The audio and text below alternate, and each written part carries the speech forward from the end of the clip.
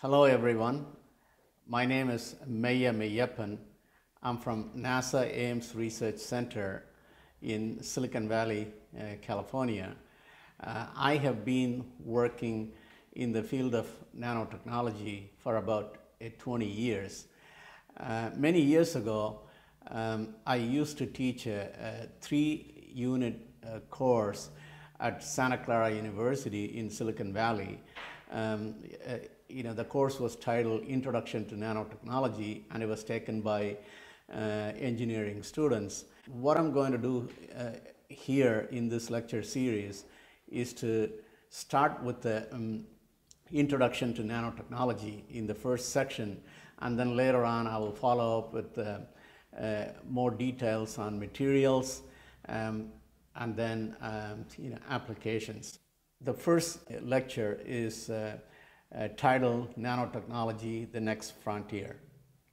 Let me start out by defining nanoscale. 1 nanometer is 1/1000th of a meter.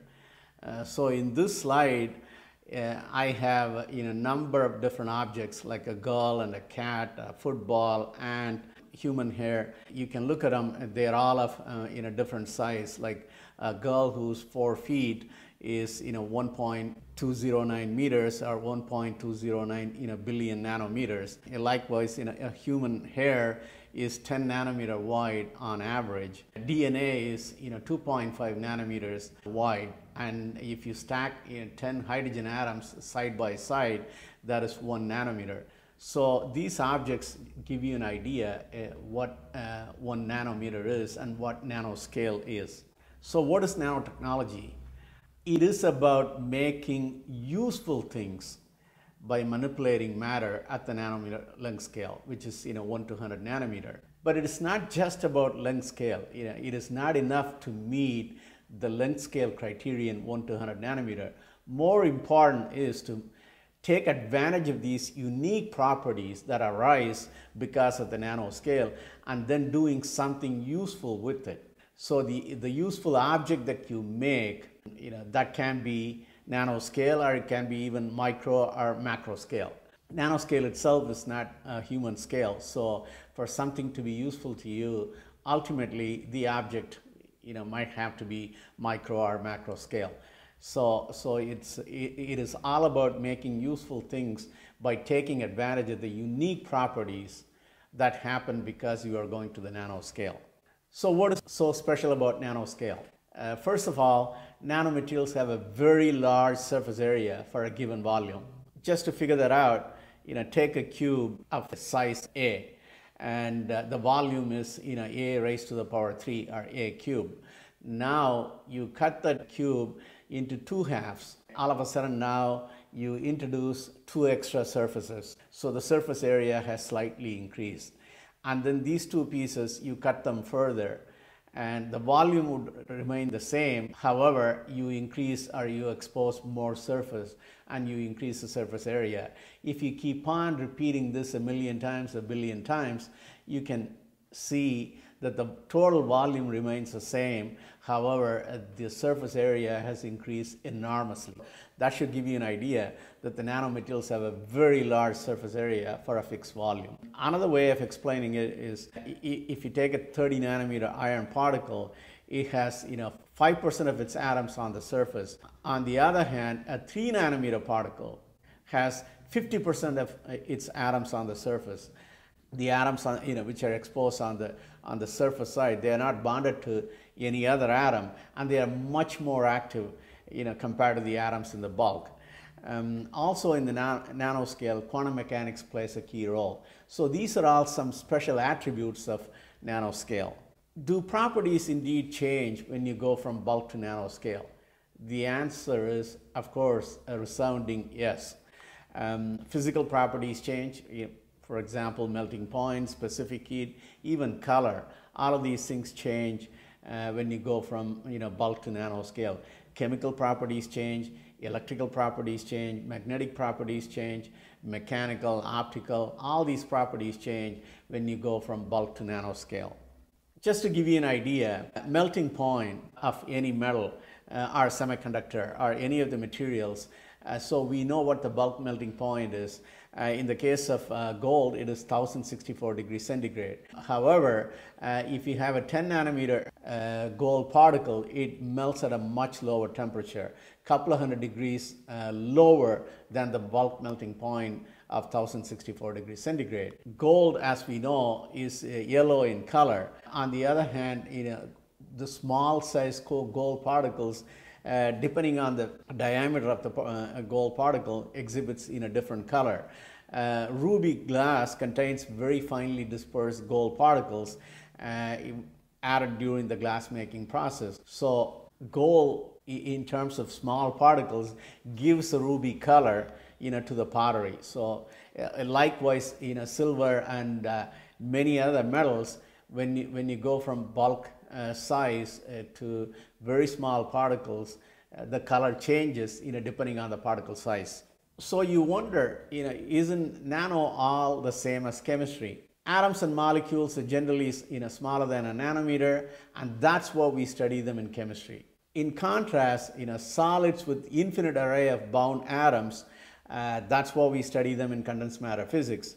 The nanoscience deals with the in-between, the mesovolt. The nano systems, generally they are not large enough for us to apply the classical laws of physics. For example, Ohm's law doesn't apply when we talk about nano systems. So when all start the study of nanoscience, I was talking about the ruby colored potteries.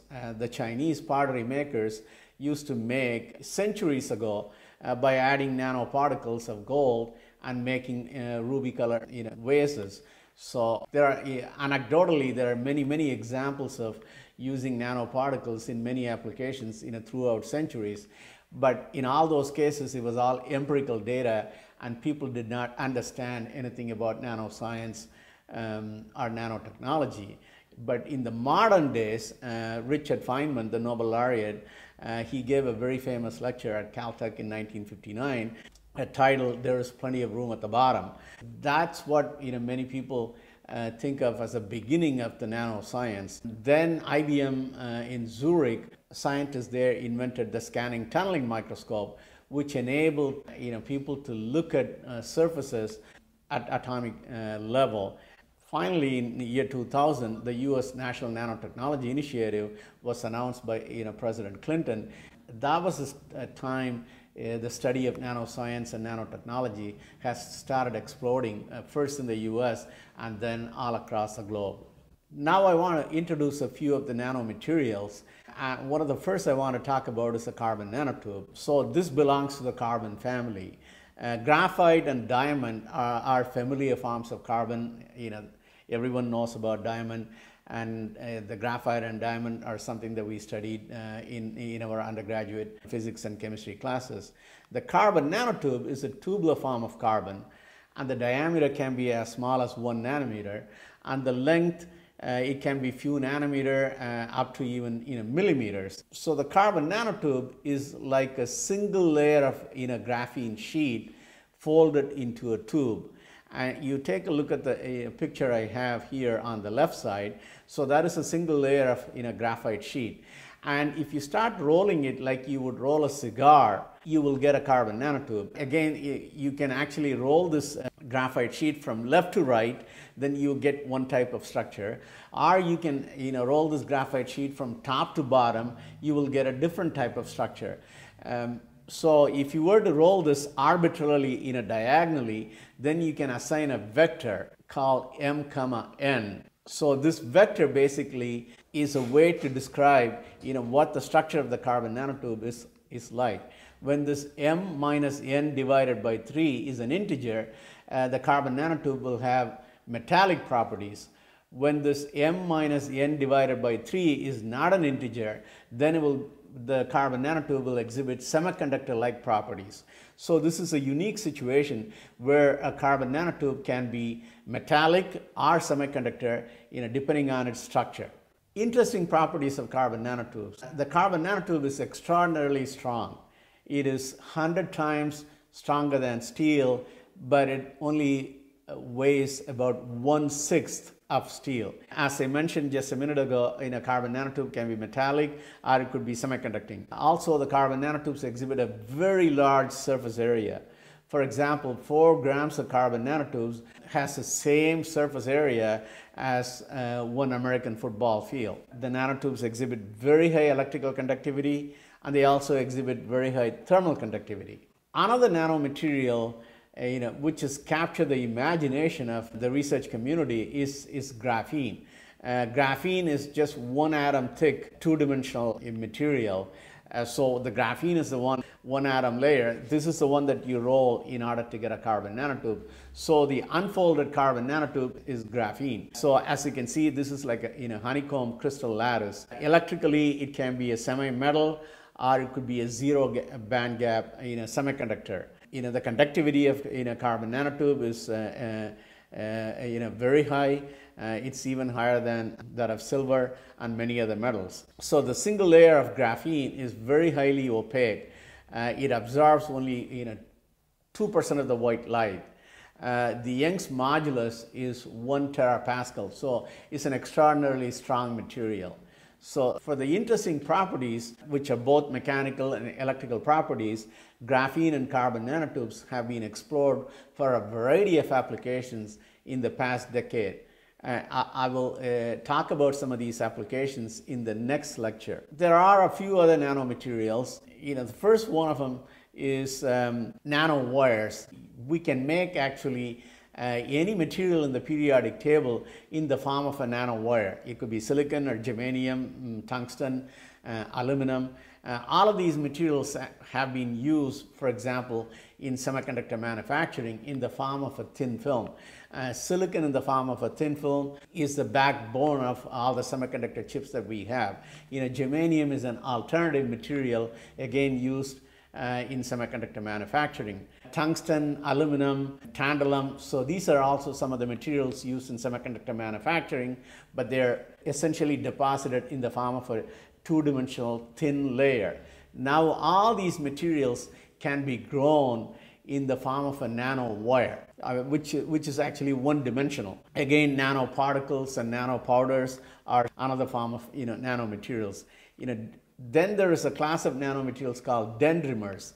Dendrimers are tree-like polymers. If you look at the picture in the bottom left-hand side of the slide, you will notice the central part of the polymer, it has a cavity. It looks like the pouch of a kangaroo. So this is where you can trap guest molecules, or you can put whatever you want inside that cavity and suitable for a particular application. The application could be drug delivery, it could be cancer therapy, or it could be for catalysis. So these are some examples of nanomaterials. The impact of nanotechnology. I mentioned earlier on that when you go from bulk to nanoscale, pretty much every property changes. Physical, chemical, mechanical, electrical, optical, magnetic, all the properties change. Then you can expect the impact to be pretty much across the board, because in every application we choose a material based on what we want the functionality to be. So if every property of the material is going to change when you go to nanoscale, then you can expect a pervasive impact across all the economic sectors: electronics, computing, communication, materials, manufacturing, health and medicine, energy, environment, transportation, national security, space exploration. So every economic sector is going to see the impact from nanotechnology. In that sense, nanotechnology is not a single technology. You can think of it as an enabling technology.